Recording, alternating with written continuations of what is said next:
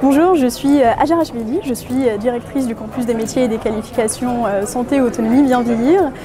Campus qui est un groupement de plusieurs acteurs qui ensemble se sont engagés au développement de la filière de la santé, de l'autonomie et du bien vieillir. Et donc ces acteurs sont à la fois des organismes de formation, des collectivités territoriales,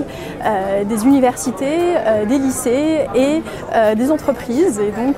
nous sommes engagés autour de plusieurs objectifs qui sont à la fois d'innover dans la formation professionnelle pour améliorer l'insertion et un maintien dans l'emploi. C'est aussi le fait de fédérer pour améliorer, pour une meilleure attractivité des formations et des métiers, et également tout ce qui est innovation en insistant sur finalement tout ce qui est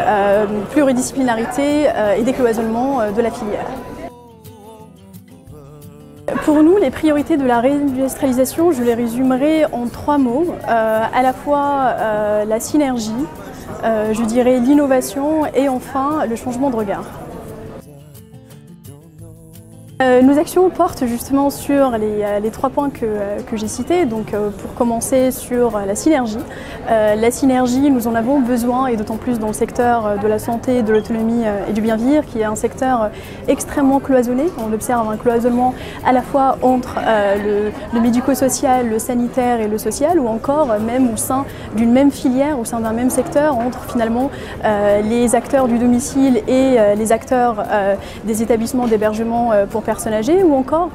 au sein d'un même corps de métier, par exemple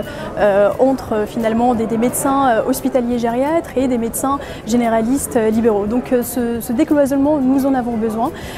et il est extrêmement essentiel, et ce cloisonnement ne favorise pas justement tout ce qui est mobilité des professionnels au sein de la filière, ne favorise pas non plus finalement la construction de parcours tout au long de la vie pour ces professionnels. Et donc nous avons des actions qui portent sur ce décloisonnement, sur cette synergie, à la fois à travers la formation, où on fait rencontrer plusieurs étudiants de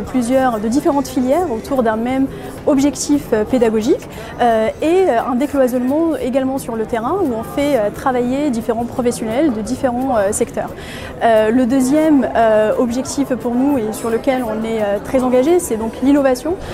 L'innovation vraiment très concrète qui touche de vrais sujets, des vraies personnes, de l'innovation à la fois dans l'éducation, dans la manière de former, mais également de l'innovation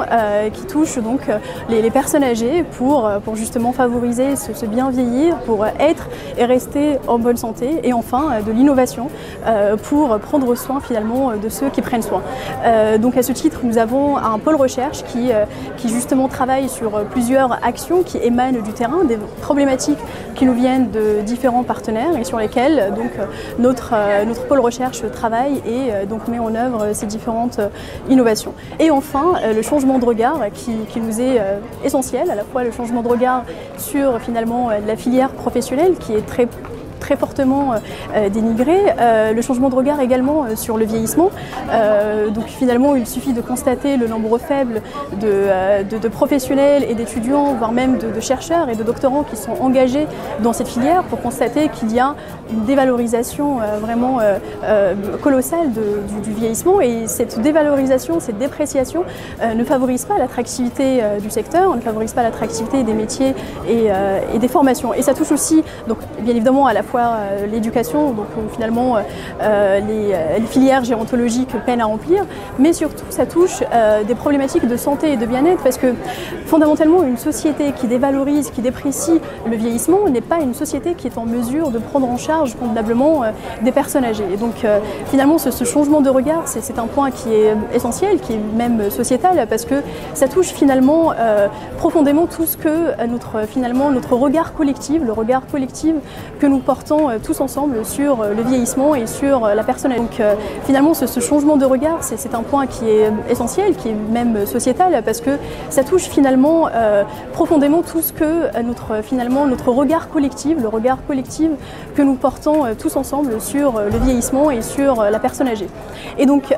sur ce sujet en particulier, donc on organise des ateliers, des rencontres à la fois entre les différents professionnels qui sont retraités, mais également entre rencontre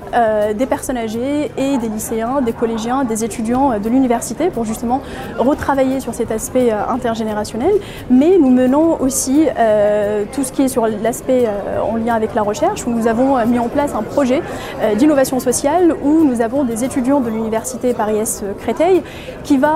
donc des étudiants qui vont sur le terrain, qui vont au sein des lycées, des collèges, pour pouvoir recenser l'ensemble des représentations qu'il y a sur le vieillissement, que les jeunes donc portent sur le vieillissement. Et l'idée, c'est une fois qu'on a finalement tout ce recensement, eh bien, que ce soit les étudiants, les collégiens, les enseignants-chercheurs, les professionnels, les entreprises, qui ensemble travaillent sur des solutions innovantes pour justement lutter et contrer contre ces représentations.